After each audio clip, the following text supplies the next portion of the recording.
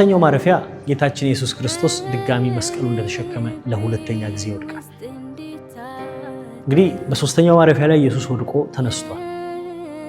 ድጋሚ በሰባተኛው ማረፊያ ላይ ይወድቃል።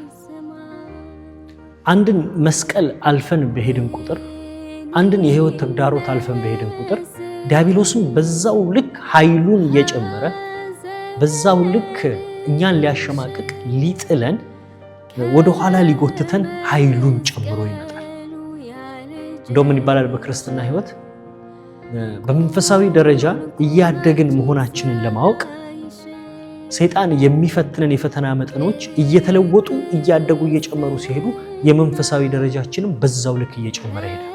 ጸጋን በጨመረን ቁጥር ኃይለኛ በሆነን ቁጥር የበለጠ ሰይጣንም ኃይለኛ ሆኖ ይመጣልና ዳግም ሊፈትነን ሊጥለን ይመጣል።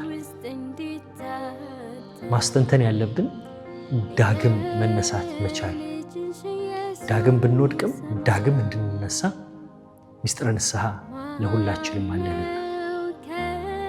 ሰባተኛ ማረፊያ ኢየሱስ ሁለተኛ ጊዜ ወደቀ።